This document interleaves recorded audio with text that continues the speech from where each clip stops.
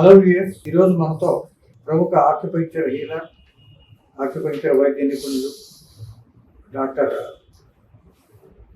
కాపర్తి జనార్దన్ గారు ఉన్నారు. ఆయన గత కొంతకాలంగా నగరంలోని మూడు చోట్ల చాలా విజయవంతంగా ఆక్యుపంక్చర్ చికిత్సా కేంద్రాలను నడుపుతున్నారు. ఆయన పాత్రికేయుల్లోని, రచయితల్లోని, సమాజంలోని అన్ని వర్గాల్లో ఒక దార్శనికుడిగా మంచి పేరు సంపాదించుకున్నారు. ఈరోజు ఆయన ఆక్యుపంక్చర్ గురించి మనతో ముచ్చటించడానికి మన స్టేజ్కి వచ్చారు, మన స్టూడియోకి వచ్చారు. వారికి ఆర్థిక స్వాగతం. నమస్కారం జనార్దన్. నమస్తే సార్, థ్యాంక్ యూ. జనార్దన్ గారు, మీరు ఆక్యుపంక్చర్ నిపుణులుగా, ఆక్యుపంక్చర్ హీలర్గా మంచి పేరు సంపాదించారు. అయితే మీరు ఈ మధ్య జపాన్ కూడా వెళ్ళారు. సో ఆక్యుపంక్చర్ సంబంధించి ప్రతి వైద్య విధానానికి ఒక ఫిలాసఫీ, ఒక మూల విధానం ఉంటుంది, ప్రిన్సిపల్స్ ఉంటాయి. ఆక్యుపంక్చర్కి లో మీరు అనుసరిస్తున్న విధానం ఏమిటి, ప్రిన్సిపల్స్ ఏమిటి? ఇప్పుడు సరే, ఈ జపాన్ పర్యటన గురించి మీరు చెప్పారు. జపాన్ పర్యటన ఈ ఆక్యుపంక్చర్ అనే దీని గురించి వెళ్ళలేదు. అక్కడ మా అబ్బాయి ఉండడం వల్ల వెళ్ళాము. ఎలా వెళ్ళాం కదా అని అనుకున్న ఒక 2 సెంటర్స్ని ఆక్యుపంక్చర్ అక్కడ కూడా చాలా పాపులర్. ఓకే. జపాన్లో కూడా ఆక్యుపంక్చర్ వైద్య విధానం అలోపతికి ధీటుగా ఉంది. అక్కడ ప్రజలు బాగా నమ్ముతారు కూడా. ఈ హెర్బల్ మెడిసిన్, ఆక్యుపంక్చర్ సిస్టమ్ చాలా బాగా నమ్ముతున్నారు. 1-2 సెంటర్స్ని వాటి గురించి విని, వాటి గురించి చదివి వెళ్ళి సందర్శించినప్పుడు అర్థమైంది ఏంటంటే చాలా ఎఫెక్టివ్గా, అంటే మోడర్నైజ్ చేశారు బాగా. ట్రెడిషనల్గా ఉన్నటువంటి చైనీస్ మెడిసిన్ని జపాన్లో కొంచెం మోడర్నైజ్ చేయగలిగారు. మోడర్న్ అంటే మోర్ పరికరాల సహాయంతో, అంటే దాన్ని ఒక సైంటిఫిక్ అప్రోచ్లో చేసే విధానం కనిపించింది. రెండోది, బట్ మౌలికంగా ఉన్నటువంటి ప్రిన్సిపల్స్ గురించి చెప్పారు. అవి మాత్రం యాజ్ ఇట్ ఈస్గా ఉంటాయి. బేసిక్ ప్రిన్సిపల్స్ అంటాం కదా, అంటే ఇన్యాన్ థియరీ అంటాం. అంటే టావోయిజం యాక్చువల్గా ఈ వైద్య విధానాన్ని పెంచింది, పోషించింది, ప్రపంచానికి పరిచయం చేసింది, లిటరేచర్ని డెవలప్ చేసింది మాత్రం చైనా. అందుకు మనం ఆ విషయాన్ని అంగీకరించే తప్పదు. జపాన్ గురించి చెప్పినా, ఇండియా గురించి చెప్పినా, ఇతర మన శ్రీలంక లాంటి ఇతర దేశాలు కూడా చాలా పాపులర్ విధానంగా ఇది తీసుకున్నాయి. కానీ చైనా దీనికి చేసినంత సేవ, ఆక్యుపంక్చర్ వైద్యానికి చేసినంత సేవ ఏ దేశం కూడా చేయలేదు. చైనాలో ఒక 5000 ఇయర్స్ నుంచి కూడా ఈ విధానం ఉన్నట్టు చెప్తారు. చైనాలో 5000 సంవత్సరాల నుంచి ఉందని చెప్తారు. ఇండియాలో కూడా దీని మూలాలు ఉన్నాయి. ఈ yellow emperors classic of internal medicine అనేది ఒక వైద్య గ్రంథం ఉంది. Yellow emperors classic of internal medicine, ఇది ఒక ప్రాచీన గ్రంథం. ఇది చైనా వాళ్ళు డెవలప్ చేసింది. ఎల్లో ఎంపరర్స్ అంటే ఇప్పుడు కాదు, రాజులు, చైనాలో ఉన్న ప్రభువుల కాలం, రాజుల కాలంలో నుంచి అక్కడ ఆ కాలంలో రాయబడ్డ గ్రంథం అది. అది ఒక చక్రవర్తి, ఆస్థాన వైద్యులు, ఆ మధ్యలో జరిగే సంభాషణ, వాళ్ళ మధ్య జరిగే సంభాషణే ఆ గ్రంథంగా ఉంది. ఇప్పటికీ అది ప్రామాణిక గ్రంథం. ఇక మన దీని ఫిలాసఫీ ఏంటంటే యాక్చువల్గా తక్కువ ఖర్చుతో, చాలా తక్కువ ఖర్చుతో ఎక్కువ మందికి ప్రజాబాహుల్యానికి వైద్యాన్ని అందించడం, ఎఫెక్టివ్, కాస్ట్ ఎఫెక్టివ్ అంటాం. రెండవది ఏంటంటే ఇది సులభంగా ఎవరైనా అనుసరించే విధానంగా ఉంటుంది, జీవన శైలిలో భాగంగా ఉంటుంది. అంటే జబ్బు వచ్చిన తర్వాత తగ్గించుకోవడం కన్నా కూడా రాకుండానే ఎలా జాగ్రత్త పడాలనేది ఈ విధానం ఎక్కువ ప్రోత్సహిస్తుంది. And prevention is better than cure అంటాం. సో వచ్చిన తర్వాత క్రిటికల్గా ఎందుకు, ముందు నుంచి అలాంటి జాగ్రత్త, జీవన విధానంలోనే ఇలా చిన్న జాగ్రత్తలు తీసుకుంటే ఎలా ఆరోగ్యాన్ని కాపాడవచ్చు అనే దాని మీద ఫోకస్ పెడుతుంది. ఇది ఒకటి. మూడోది ఏంటంటే ఇది ఒక ఇంటిగ్రేటెడ్ అప్రోచ్ లాగా ఉంటుంది. అంటే ఈ వైద్యం ఒక స్పెషలైజేషన్ ప్రోత్సహించదు. Heart speciality, kidney, otherwise skin, bones, అట్లా స్పెషలైజేషన్ ఉండవు. All parts in the human body ఒక హోలిస్టిక్ అప్రోచ్ అంటాం, కలిసి పనిచేస్తాయి. ఏది ఇండిపెండెంట్గా ఫంక్షనింగ్ ఉండదు. కాబట్టి ఒక ఆర్గాన్లో వచ్చే సమస్య ఇంకో ఆర్గాన్ మీద పడి తీరుతుంది అని నమ్ముతుంది. So all organs will get cured by this medicine of system. అంటే ఒక ఆర్గాన్ కి స్పెషలైజేషన్ ఉంటే అది ఇండిపెండెంట్ గా పనిచేయదు కాబట్టి దానికి మదర్ ఉంటుంది, దానికి డాటర్ ఉంటుంది చెప్తుంది. ఒక ఆర్గాన్ ఒకదాంతో కనెక్ట్ అయి ఉంటుంది, సంబంధం కలిగి ఉంటుంది, ఇన్ఫ్లుయెన్స్ అయి ఉంటుంది. అందువల్లనే ఇది ఒక హోలిస్టిక్ అప్రోచ్ గా ఉంటుంది. ఇంకొక మేజర్ డిఫరెన్స్ ఏంటంటే ఈ ఇతర విధానాలకు దీనికి ఇది రూట్ కాజ్ ట్రీట్మెంట్ ప్రోత్సహిస్తుంది. అంటే రూట్ కాజ్ అంటే ఏంటిది? ఇప్పుడు symptom, headache is a symptom, fever is a symptom. వాటికి సిమ్టమ్ లోపల ఏదో కారణం ఉంటుంది, మూల కారణము, దానికి ట్రీట్మెంట్ ఇవ్వాలనేది పైన. అంటే సిమ్టమాటిక్ ట్రీట్మెంట్ కాదు, సప్రెస్ చేయదు. సిమ్టమ్ సప్రెస్ చేయడం కాకుండా దాన్ని ఎలిమినేట్ చేసే ప్రక్రియ దీంట్లో ఉంటుంది. ఇంకొక ఫిలాసఫీ, ఇంకొక మేజర్ ఫీచర్ ఏంటంటే దీంట్లో మందులు లేవు. ఈ విధానంలో మందులు లేవు, సైడ్ ఎఫెక్ట్స్ లేవు. ఇంకొకటి ఏంటంటే ల్యాబొరేటరీ టెస్టులు కూడా అంత ప్రోత్సహించదు. మరి ఎలా తెలుసుకుంటుంది ఈ జబ్బుల్ని? మరి ల్యాబొరేటరీ టెస్ట్ ఉంటేనే కదా. ఆక్యుపంక్చర్ ప్రిన్సిపల్స్ లో ఇంకొక మేజర్ ఫీచర్ ఏంటంటే దీంట్లో ఔషధాలు ఉండవు, ల్యాబొరేటరీ టెస్టులు ఉండవు, సైడ్ ఎఫెక్ట్స్ ఉండవు. సో అందువల్ల ఇవన్నీ లేవు కాబట్టి చాలా తక్కువ ఖర్చుతోనే ఇది ప్రజా బాహుళ్యానికి అందించవచ్చు అనేది కాన్సెప్ట్. చైనాలో రెడ్ రెవల్యూషన్ అంటాము, మావో ఆధ్వర్యంలో జరిగింది. వాళ్ళు జపనీస్ని వాళ్ళు తరిమి కొట్టారు. జపాన్ రూల్ చేసింది చైనాని, మన ఇండియాని ఇంగ్లీష్ వాళ్ళు చేస్తారు, బ్రిటిషర్స్. ఆ రెడ్ రెవల్యూషన్ కాలంలో రెడ్ ఆర్మీ అని ఒక ఆర్మీని మావో డెవలప్ చేశారు, అంతా మీకు తెలుసు. అలా అడవుల్లో కొండల్లో పర్యటిస్తున్నప్పుడు ఈ దాన్ని ఏమన్నా లాంగ్ మార్చ్ అన్న ఆ టైంలో సైనికులు, ఇవి పోరాట యోధులు అనేక రోగ వ్యాధులకు గురయ్యేవాళ్ళు. వాళ్ళు పోరాడే పెద్ద సైన్యంతో, ప్రభుత్వంతో, ఆర్మీతో గెరిల్లా పోరాటం చేశారు. అక్కడ కొండలు కోడలు రాత్రి పగలలా వెళ్తున్నప్పుడు ఈ గాయాలు ఉన్నప్పుడు, జ్వరాలు ఉన్నప్పుడు వాళ్ళు ఒక వైద్య విధానాన్ని అనుసరించేవాళ్ళు. ఒక చిన్న కర్ర ముక్కలు తీసుకొని ఇక్కడ ఇక్కడ ఎక్కడ అంటే అక్కడ శరీర భాగాల మీద ఇలా ఇలా మెల్లగా స్టిమ్యులేట్ చేస్తుండేవాళ్ళు. మావోదాన్ని చూశారు, ఏం చేస్తున్నారు పిల్లలని. ఇది ఒక ప్రాచీన వైద్య విధానం ఉంది, ఆక్యుపంక్చర్, ఆక్యుప్రెషర్ అని. అలా చేయడం ద్వారా మనం again we can walk 3 more miles. ఇక్కడ కొన్ని పాయింట్స్ ఉన్నాయి, ఎనర్జీ వస్తుంది, ఆకలి తగ్గుతుంది, లేదా ఆకలి డైజెషన్ పెరుగుతుంది, అట్లా బ్యాలెన్స్ అవుతుంది, మన ఎనర్జీ పెరుగుతుంది అని చెప్పేవారు. బ్లడ్ సర్క్యులేషన్ అవునా అని ఆయన కూడా కొన్ని అబ్జర్వ్ చేస్తూ పోయారు. చివరికి ఆ ప్రభుత్వం వచ్చిన తర్వాత చైనాలో వాళ్ళు తమ జాతీయ వైద్య విధానంలో ఆక్యుపంక్చర్ని ప్రధానంగా తీసుకున్నారు. అలోపతిని వాళ్ళు స్వీకరించలేదు. మన ఇండియాలో కూడా అలాంటి వైద్య విధానం ఉంటుంది, అది ఆయుర్వేద.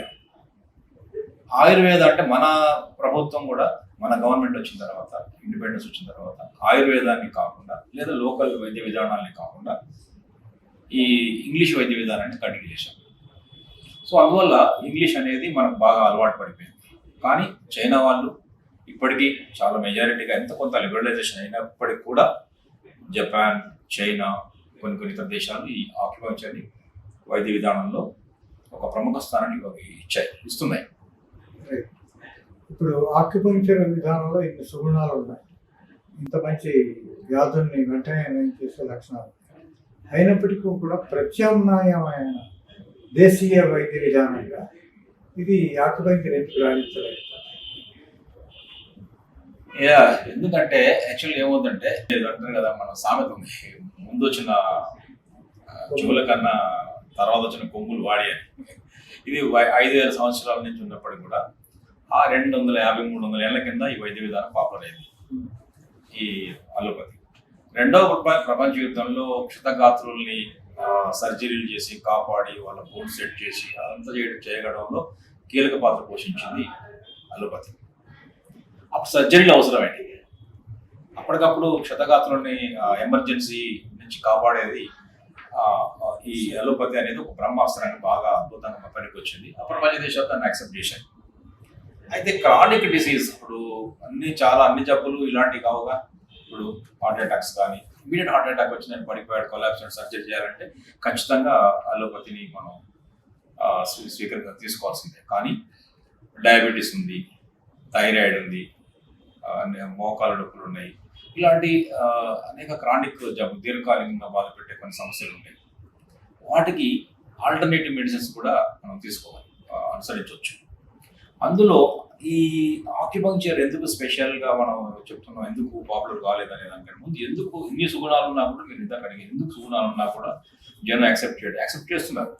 దీనికి ఈ మధ్య కాలంలో ట్రెండ్ చూస్తే మనకు కొన్ని విషయాలు అర్థమవుతాయి. ఒకటి, ఇప్పుడు ఇండియాలో మనం ప్రధానంగా చూస్తే ప్రభుత్వం ఈ విధానానికి తగినంత మద్దతు ఇస్తున్నారు. స్పెషల్ స్టేటస్ ఇచ్చింది ఈ విధానానికి. ఆక్యుపంక్చర్ అంతకుముందు వేరే న్యాచురోపతితో కలిసి లేదా ఇతర వైద్య విధానంతో కలిసి పనిచేయమని చెప్పేవారు. ఇండిపెండెంట్ థెరపీగా రికగ్నిషన్ లేకుండా ఇప్పుడు acupuncture as a independent mode of థెరపీగా యాక్సెప్టెన్స్ వచ్చింది. ఒకటి అంటే గ్రాడ్యువల్ ప్రాధాన్యం పెరుగుతుందని చెప్పడానికి. రెండవది, ఇండియాలో ఉన్న పెద్ద పెద్ద ఆక్యుపంక్చర్ డాక్టర్లు ఇప్పుడు మెజారిటీ ఆల్ ఫ్రమ్ అలోపతి.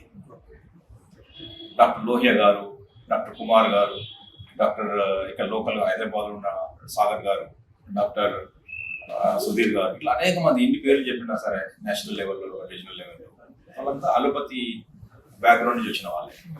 ఎందుకంటే వాళ్ళకు ఒక విషయం అర్థమైంది. వాళ్ళ ఇంటర్వ్యూలు చూసిన తర్వాత ఒక విషయం వాళ్ళు ఏం చెప్పారంటే, అలోపతిలో పూర్తిగా చికిత్స జరగడం లేదు, సిమ్టమాటిక్ ట్రీట్మెంట్ జరుగుతుంది. ఆ విధానంలో దానికి ఆ జబ్బులకు 100% న్యాయం చేయలేకపోతున్నాము. మళ్ళీ రికరింగ్ అవుతున్నాయి, మళ్ళీ టెస్ట్ చేస్తున్నాం, మళ్ళీ మందులు ఇస్తున్నాము. వాటి సైడ్ ఎఫెక్ట్స్ వల్ల వేరే జబ్బులు వస్తున్నాయి కనుక ఈ మూలాల్లోకి ట్రీట్మెంట్ జరగడం లేదనేది వాళ్ళ అభిప్రాయం. బట్ ఆక్యుపంక్చర్లో ఉందని వీళ్ళు వస్తున్నారు. రెండవది, ఇప్పుడు హోమియో డాక్టర్లు కూడా హోమియో ఆక్యుపంక్చర్ స్టార్ట్ చేశారు.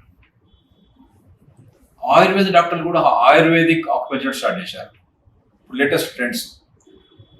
తర్వాత న్యాచురోపతి ఆల్రెడీ ఆక్యుపంక్చర్ని అనుసరిస్తూనే ఉంది. సో ఇప్పుడు ప్రతి ఒక్కరు ఒక ఆక్యుపంక్చర్ పెట్టుకోవడం అవసరమైన అనివార్య పరిస్థితి ఏర్పడింది. ఇతర వైద్య విధానాలు కూడా, అలోపతి కూడా ఇప్పుడు ఆక్యుపంక్చర్ని అనుసరిస్తుంది. ఎట్లా అంటే ఆపరేషన్ తర్వాత హీలింగ్ కోసం పోస్ట్ ఆపరేటివ్ హీలింగ్ అంటాం, దాంట్లో అలోపతి ఆక్యుపంక్చర్ వాడుతున్నారు.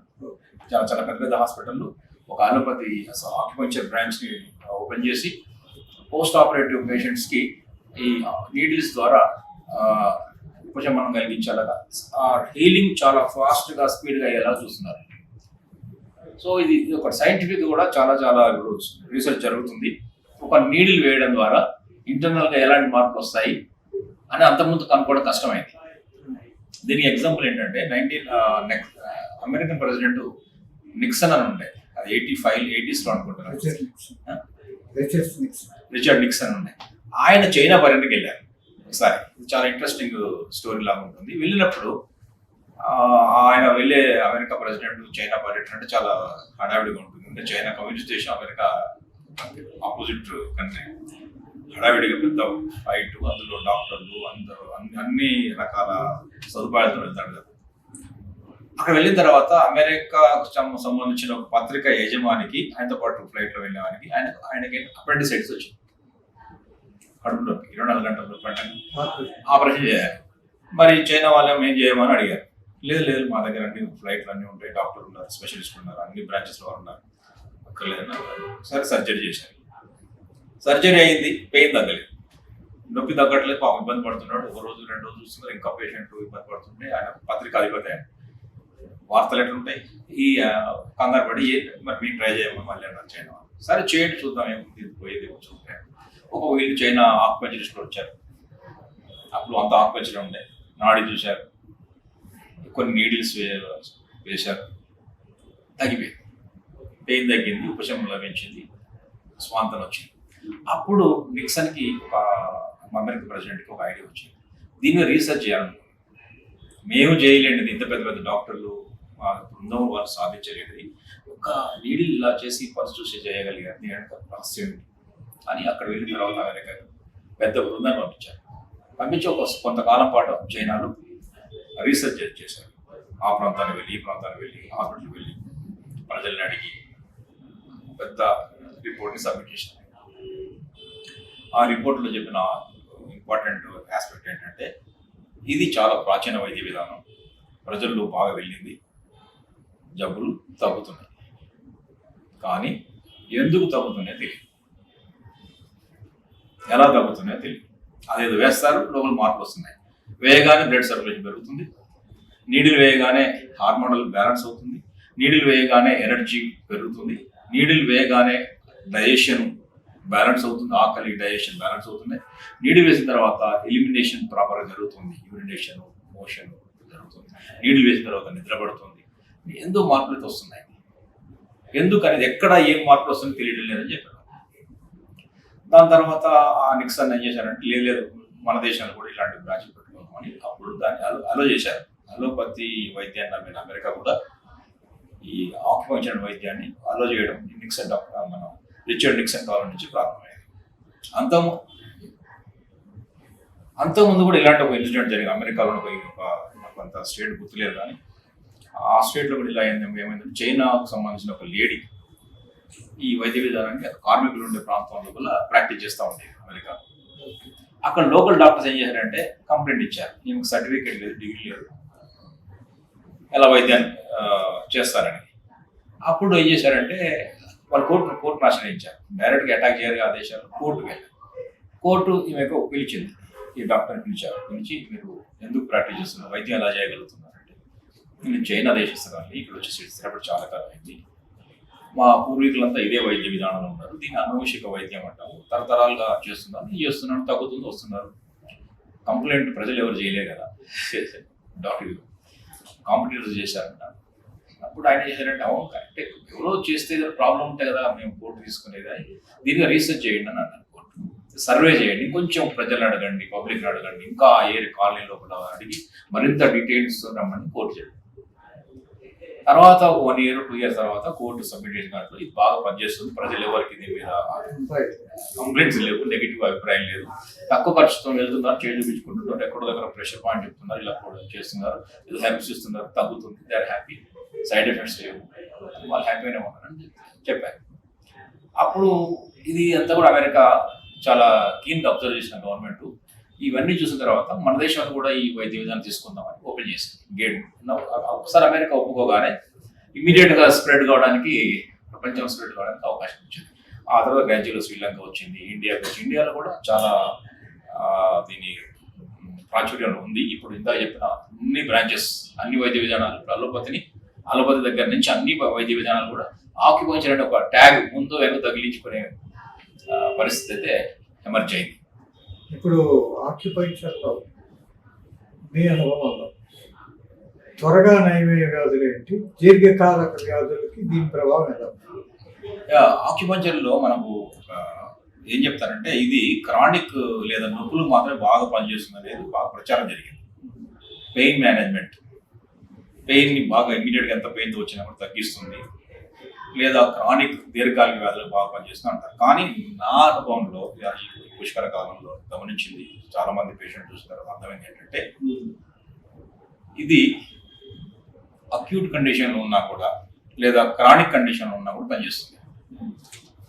అక్యూట్ అంటే ఇందాక చెప్పినట్టు చాలా తీవ్రమైన కడుపు నొప్పితో రావచ్చు, లేదా కిడ్నీ పెయిన్తో రావచ్చు, హెడ్ఏక్తో రావచ్చు, బాడీ పెయిన్తో రావచ్చు, నడుము నొప్పితో రావచ్చు, ఏదైనా ఇంజరీతో రావచ్చు. ముందైతే దానికి ఇమీడియట్గా ఉపశమనం కలిగించే శక్తి ముందే కొన్ని నీడిల్స్ ముందు ఆ బాధను తగ్గించేస్తుంది. రెండవది హీలింగ్, దాన్ని హీల్ చేయగలుగుతుంది. ఇంకొక విషయం ఏంటంటే మరి క్రానిక్ అంటే ఈ దీర్ఘకాలిక వ్యాధులు ఉన్నాయి కదా, అంటే దీర్ఘకాలిక వ్యాధులకు మరో పేరు ఏంటంటే ఇది వైరస్ ద్వారా, బ్యాక్టీరియా ద్వారా వచ్చే కావి మన జీవన శైలి వ్యాధులు అంటాం. మన లైఫ్ స్టైల్లో కలిగే ఇబ్బందుల వల్ల, తప్పిదాల వల్ల వచ్చే డయాబెటీస్ లాంటివి. కరెక్ట్, డయాబెటీస్ కానీ, థైరాయిడ్ కానీ, బ్లడ్ ప్రెషర్ కానీ, క్యాన్సర్ కానీ, అంటే జీవనశైలి. క్యాన్సర్ అనేది ఒక ఇప్పుడు టీబీ అనేది ఒక వైరస్ ద్వారా వస్తుంది. కొన్ని రకాల క్యాన్సర్ కూడా వైరస్ కారణంలో అవుతాయి. సో ఇట్లా జీవనశైలి ద్వారా జబ్బులు, ముఖ్యంగా ఏంటంటే లైఫ్ స్టైల్ డిజార్డర్స్ 90% అవి ఉన్నాయి. 90% జబ్బులు జీవనశైలి ద్వారా వచ్చాయి. ఈ వైరస్ల ద్వారా, బ్యాక్టీరియా ద్వారా, ఫంగస్ లాంటి క్రిమి కీటకాల ద్వారా వచ్చే వ్యాధులు చాలా తక్కువ. ఇక మీద యాక్సిడెంట్ లాంటివి ఉంటాయి కదా.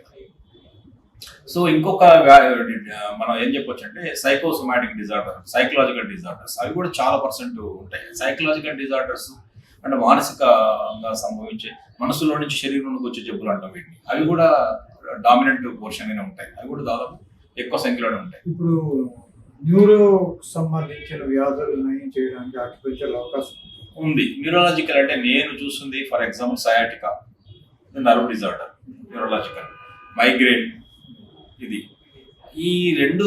బ్రెయిన్ స్ట్రోక్ ఇట్లాంటి, బ్రెయిన్ స్ట్రోక్ అంటే ఎక్కడో బ్లాక్ అయి ఉంటుంది, క్లాట్స్ ఉంటాయి, హెమరేజెస్ ఉంటాయి, రక్తం అక్కడ చుట్టి బయటకు వస్తుంది.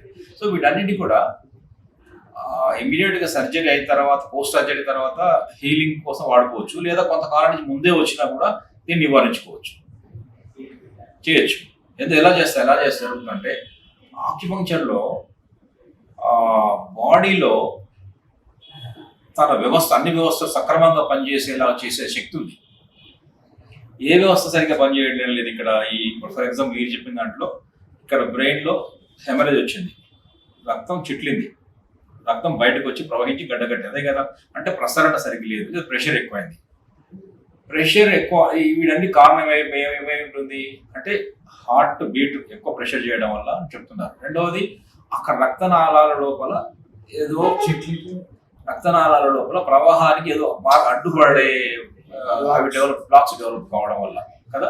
వీటిని ఆక్యుపంక్చర్ ఏం చేస్తుందంటే కొన్ని రకాల ఈ నాడీ పరీక్ష ద్వారా, ఇతర పరీక్ష ద్వారా తెలుసుకొని కొన్ని చోట్ల కొన్ని పాయింట్స్ వేయడం ద్వారా రక్తము ఆ నాళాలలోనే ప్రవహించేలాగా చేయొచ్చు. బయట వెళ్ళే రక్తాన్ని ఇప్పుడు ఒక్కోసారి ఇలా కొట్టినప్పుడు ఇలా చుట్లు కొంచెం ఎర్రగా కనిపిస్తాయి, అంటే సన్న బయటకు వచ్చినట్టు తెలుస్తుంది, బ్లడ్ వచ్చినట్టు తెలుస్తుంది కదా. ఒకసారి కొన్ని రక్తం బయటకు వచ్చినప్పుడు చెవులలో రక్తం వస్తుంది, బయటకు వస్తుంది, మోషన్లో రక్తం వస్తుంది, బయటకు వస్తుంది. ఆ తర్వాత ఈ ముక్కులో నుంచి రక్తం వస్తుంది, ఇవన్నీ బయట నుంచి వస్తుంది. అంటే రక్తనాళాల్లో ఉండాల్సిన రక్తం బయటకు వచ్చి ప్రవాహం బయటకు వస్తుంది. సో అలా రాకుండా రక్తనాళాల్లోనే ఉండేలా చేసే ప్రవహించేలా చేసే శక్తి ఆక్యుపెంచర్ ట్రీట్మెంట్ ఉంది. ఇప్పుడు ఆక్యుపెంచర్ చికిత్స పొందుతున్న వారు ఇప్పటి వరకు వాడుతున్న మందుల్ని కంటిన్యూ చేయొచ్చు. ఇది చాలా ఇంపార్టెంట్. ఇప్పుడు చాలా మంది ఆల్రెడీ ఎక్కడో ఒక ఆలోపతి మందులు లేదా హోమియో మందులు, ఆయుర్వేద మందులు ఏదో వాడుతుంటారు. కొంతమంది విచిత్రంగా అయితే అన్ని రకాల మందులు వాడతారు. ఒకే వ్యక్తి నేను బీపీకి ఈ మందు వాడుతున్నాను, అలోపతి వాడుతున్నాను, లేదా ఇంకొక మోకాళ్ళ నొప్పులకు ఆయుర్వేదం వాడుతున్నాను, ఇంకొక దానికి యునాని వాడుతున్నాను వాళ్ళు ఉంటారు. విచిత్రంగా 2 రకాల మందులు కన్వీనియంట్ కోసం వాళ్ళ ఎక్కడో చెప్పుంటారు దీనికి ఇది బాగా పనిచేస్తుందని. అలా వచ్చే వాళ్ళు ఉంటారు. ఏదైనా ఆక్యుపంక్చర్ ట్రీట్మెంట్ తీసుకుంటున్నప్పుడు ఇది ఈ మందులన్నిటి ఇమీడియట్ గా బంద్ చేయమని మేము చెప్పాం. ఏదో కొంత అలవాటు పడి ఉంటారు మందులకి. సో గ్రాడ్యువల్ గా ఇప్పుడు బీపీ మందులు వాడుతున్నారు, బీపీ మందులు కంటిన్యూ చేయమంటాం. ఇలా ట్రీట్మెంట్ చేస్తున్నప్పుడు 1 వారం, 2 వారాలు, 3 వారాలు, వారం సిట్టింగ్, ఒక 5-6 వారాలు కాగానే వాళ్ళకి అర్థమైపోతుంది. అప్పుడు ఆ సిమ్టమ్స్, ఆ గిడ్డినెస్, ఆ టాబ్లెట్ మానేసిన తర్వాత కూడా దీనివల్ల సైడ్ ఎఫెక్ట్స్ ఏమి ఉండవు. సైడ్ ఎఫెక్ట్స్ ఉండవు. అందువల్ల ఈ ఆల్రెడీ వాడుతున్న మందుల వల్ల సైడ్ ఎఫెక్ట్స్ ఉన్నాయి కదా. ఇంగ్లీష్ మందుల వల్ల ఎవ్రీ పిల్ ఈజ్ ఫాలోడ్ బై నిల్ అంటాం కదా. సో దాన్ని మొత్తం మందుల్ని తీసేసి కూడా మళ్ళీ అదే బ్లడ్ ప్రెషర్ కంటిన్యూ అయ్యేలా చేయొచ్చు. చాలా మంది భయపడతారు బ్లడ్ ప్రెషర్ ఒకసారి మానేసి ఏమవుతుందని అంటారు. కానీ అలోపతి ఆక్యుపంక్చర్ విధానంలో అనేక మందికి బీపీ నార్మల్ అయ్యింది. అట్లాగే డయాబెటీస్ కూడా ఉంది. డయాబెటీస్ మందులు వాడతారు, గ్రాడ్యువల్ గా వాళ్ళే చెప్తారు చాలా అంటే తగ్గించుకుంటాం, ఆల్టర్నేటివ్స్ వాడతాము అంటే కంఫర్టబుల్ ఉంటే వాళ్ళని చెప్తారు. టెస్టులు చేస్తాం, టెస్టులు చేసినప్పుడు నార్మల్గా ఉంటుంది వితౌట్ మెడిసిన్. ఆహార నియమాలు బేసిక్గా చాలా ఉంటుంది. ఎందుకు ఉంటుందంటే ఆహారమే ఔషధం అని నమ్మే విధానం ఇది. ఆహారమే ఔషధం, ఇంకా ఔషధం లేదు కదా. తర్వాత శరీరమే వైద్యుడు, శరీరమే తనకు తాను వైద్యం చేసుకోగలుగుతుంది అన్న ఫిలాసఫీ ఇది. ఎందుకంటే 100 మంది 1000 మంది డాక్టర్, సూపర్ స్పెషాలిటీ డాక్టర్లు కూడా ఒక శరీరంలో ఉన్న వైద్యుని సమానం కారు అనేది అంటుంది. అన్ని పనులు మన బాడీ తను తాను చేసుకోగలుగుతుంది. బాడీ కెన్ రికన్స్ట్రక్ట్, రిజ్యువనేట్, రిబిల్డ్ అనే అనేక రకాలుగా అదొక సిస్టమ్ చేసుకోగలుగుతుంది అనేది చెప్తుంది. బాడీకి అంత శక్తి ఉంది. ఇంకా దానికి కావాల్సిన ఆహారం ఎందుకు అంటున్నాం అంటే ఇది ఒక వైద్యం లాగా, ఆహారాన్ని ఔషధం లాగా తినాలంటున్నాం. కానీ ఔషధాలని ఆహారంలాగా తినే రోజులు వచ్చాయి. మందుల్నే మింగి ఆహారంగా తింటున్నారు. అట్లా కాకుండా ఆహారాన్ని కనుక ఔషధంగా తీసుకుంటే అసలు ఔషధాల అవసరం ఉండదు, శరీరం చేసుకోగలుగుతుంది. ఆ శరీరమే బలహీనపడినప్పుడు ఈ ఆక్యుపంచర్ అనే లేదా ట్రెడిషనల్ వైద్య విధానాల ద్వారా చిన్న చిన్న మార్పుల ద్వారా ఈ మనకు ఆ శక్తిని మళ్ళీ బాడీకి శక్తిని ఇవ్వచ్చు, ఆ సాఫిగస్ జరిగేలా చేయొచ్చు. మరి ఏమి పథ్యాలు లేదా మీరన్న పథ్యాల గురించి చెప్తున్నారు, ఏమన్నా ఆహార నియమాలు? ముఖ్యంగా ఏంటంటే మేము కొన్ని రకాల పదార్థాలు వద్దని చెప్పి జనరల్గా అందరికి చెప్పేది ఏంటంటే చింతపండు వద్దంటాం మేము. అంటే పుల్లని పులుపు కదా అది, ఒక రుచి షడ్రుచులు ఉంటాయి, 6 రుచులు ఉంటాయి పంచభూత. ఇది బేసిక్గా డిపెండ్ అయ్యే సిద్ధాంతం పంచభూత సిద్ధాంతం, 5 ఎలిమెంట్స్ థియరీ. ఆకాశము, అగ్ని, భూమి, గాలి, నీరు. ఈ పంచభూతాల సిద్ధాంతాలు ఏంటంటే ఒక్కొక్క ఎలిమెంట్కి ఒక్కొక్క రుచి ఉంది. ఆకాశం అంటే వుడ్ ఎలిమెంట్ అంటాం, wood, fire, earth, air, water. Wood అంటే మేమేం చెప్తాం, పులుపు అని చెప్తాం. ఆ పులుపు లెమన్ తీసుకుంటామని చెప్తాం. చింతపండు ఎందుకు వద్దామంటాం, ఎందుకు వద్దంటామంటే ఒక రుచిని మాత్రమే స్వీకరించాలి. కానీ ఇక్కడ రుచి ఎట్లుంటుంది, పుల్లగా ఉంటే పర్లేదు, అది మరి పుల్లగా ఉంటుంది. తీయగా ఉంటే పర్లేదు, మరి తీయ కూడా. ఏదైనా సరే ఎక్కువ రుచి ఉండే రుచిని ఎక్కువ ఉండకూడదు, లిమిటెడ్ టేస్ట్ లో తీసుకుంటే అన్ని మంచిగా అని చెప్తాను. కాబట్టి చింతపండు ఎక్కువ వద్దంటాము. తర్వాత గడ్డ పెరుగు వద్దంటాము. పెరుగు మంచిదే, దానికన్నా మజ్జిగ ఇంకా బెటర్ అంటాం. పెరుగు కూడా అప్పుడప్పుడు కొంత అవసరం తీసుకోవచ్చు, కానీ ఎక్కువ గడ్డ పెరుగు అదే పనిగా తిన్నప్పుడు కొంచెం వాతం చేస్తుంది, దానికన్నా మజ్జిగ బెటర్ అంటాం. అట్లాగే పాలు కూడా వద్దంటాం. పాలు బదులు మంచి ఇంట్లో తయారు చేసుకున్న హోమ్మేడ్ ఘీ ఉంటే నెయ్యి తీసుకుంటాం. ఎందుకు పాలు వద్దంటున్నాం అంటే పాలు అన్ని ఒక వయసు వచ్చిన తర్వాత ఇండియాలో చిన్నపిల్లల వరకు పర్వాలేదు, కానీ ఒక వయసు వచ్చిన తర్వాత పాలను అరిగించే ఎంజైమ్స్ ఉండడం లేదు శరీరంలో మనకు. అందుకే బ్లోటింగ్, గ్యాస్ట్రిక్ ప్రాబ్లము, రకరకాల ఉదర సంబంధ సమస్యలు వస్తున్నాయి. ఒక్క ఉదర సంబంధ సమస్యలు వచ్చినాయంటే ఇంకా చాలా సమస్యలు మనకు వస్తాయని తెలుసు. ఆహార నియమాలు, ఆహారం ఏ ఆహారం తీసుకోవాలి అనే ఎంత ముఖ్యమో అది ఎప్పుడు తినాలి, ఎంత తినాలి, ఎలా తినాలని కూడా ఇంపార్టెంట్ అని ఆక్యుపంచర్ చెప్తుంది. అంటే ముఖ్యంగా ఆర్గానిక్ క్లాక్ అని ఒకటి ఉంటుంది, అవయవ గడియారం అంటాం. ఒక్కొక్క ఆర్గాన్కి 2 గంటల టైము నేచర్ ఇచ్చిందని చెప్తారు. దాంట్లో ఏంటంటే మార్నింగ్ బ్రేక్ఫాస్ట్ అనేది స్టమక్ టైంలో చేయాలి. స్టమక్ అనేది ఒక ఆర్గాన్, దాని టైము ఉదయం 7 గంటల నుంచి 9 గంటల మధ్యలో ఉంటుంది. ఓకే. సో అట్లాగే 9 నుంచి 11 o'clock వరకు ఏం తినొద్దు అంటాం, అది ఒక స్ప్లీన్ అనేది కాబట్టి ఆ టైంలో వదిలేయమంటాము. ఇక లంచ్ 1-1:30 టైంలో చేయమంటాం. అప్పుడు కూడా డైజెస్టివ్ ఫైర్ బాగుంటుంది. సూర్యుడు నడినెత్తిన ఉన్నప్పుడు ఇక్కడ పొట్టలో కూడా కరకరలాడుతుంది. సో నేచర్కి అనుగుణంగా ఆ టైంలో లంచ్ చేయమంటాం. ఇక రాత్రి కూడా ఏంటంటే 7-7:30 లోపు బెటర్. 8, 9, 10, 9:30, 10 o'clock, 11 o'clock అది వద్దంటాం. బెటర్ 7-7:30 లోపు, సూర్యాస్తమయం అయ్యే లోపు జఠరాగ్ని బాగా ఉంటుంది, డైజెషన్ బాగా ఉంటుంది కాబట్టి తినమంటాం. ఇక ఎప్పుడు తిన్నా కూడా ఏం చెప్తాడు, 2-3 ఇంకో సూత్రం ఏం చెప్తాను అంటే కొంచెం తక్కువ తినమంటాం. ఎప్పుడు కొంచెం 15-20% పొట్ట ఖాళీగా ఉండేలాగా తినాలి. రాత్రిపూట నాన్ వెజిటేరియన్స్ అయితే రాత్రిపూట తినకూడదు, ఆయిల్స్ తినకూడదు, నైట్ పూట తగ్గించాలి. ఇది తర్వాత మేజర్ ప్రిన్సిపల్ నేను చెప్పేది ఏంటంటే ఆహారాన్ని నమిలి తినాలి. నమిలి తింటే నూరేలాయిష్.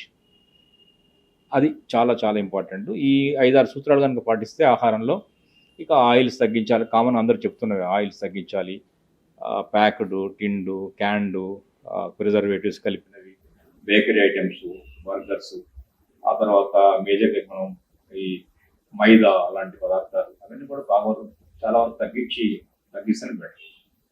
కూరగాయలు, పండ్లు, తర్వాత వెజిటబుల్స్ పుష్కలంగా తీసుకోవాలి. ముఖ్యంగా గ్రీన్ వెజిటబుల్స్. మనకు అదృష్టం కొద్ది అనేక ఆకుకూరలు ఉన్నాయి, ఇన్ని రకాల ఆకుకూరని కాదు, పచ్చకూర, తోటకూర, పాలకూర, చుక్కకూర, వనగంటి కూర, ఇలా చూస్తూ 100 రకాల ఆకుకూరలు ఉన్నాయి. పండ్లు ఉన్నాయి. మన దేశంలో అదృష్టం ఏంటంటే చలికాలంలో పండే పండ్లు ఉన్నాయి, వేసవిలో వచ్చే పండ్లు ఉన్నాయి, వర్షాకాలంలో వచ్చే పండ్లు ఉన్నాయి. మంచి కొన్ని దేశాల్లో కొన్ని దొరకవు, మామిడి పండ్లు దొరకని దేశాలు ఎన్నో ఉన్నాయి, శీతాకాలం దొరకని దేశాలు ఉన్నాయి. మన అదృష్టం ఏంటంటే సమశీతోష్ణ దేశం మనది. 12 గంటలు పగలు, 12 గంటల రాత్రి, సమంగా శీతలం ఉష్ణం ఉంటుంది. బ్యాలెన్స్డ్ ఉండే దేశాలు మనం ఎందుకు సైకలాజికల్ గా కూడా చూసారు, ఒక దేశం బ్యాలెన్స్డ్ ఉష్ణోగ్రత ఉంటే దేశం కూడా బ్యాలెన్స్ ఉంటుంది. ధన్యవాదాలు జనార్దన్ గారు. ఆక్యుపంక్చర్ గురించి మీ అనుభవాలని, మీరు ఎదుర్కొంటున్న సవాళ్ళని మీరు చూసిన ప్రపంచాన్ని చక్కగా విశదీకరించి ప్రేక్షకులకి మంచి విషయాలను అందజేశారు. ధన్యవాదాలు. Thank you. నమస్తే సార్. షేర్ చేయండి, లైక్ చేయండి, సబ్స్క్రైబ్ చేయండి. మరిన్ని వీడియోల కోసం బెల్ సింబల్ పై క్లిక్ చేయండి.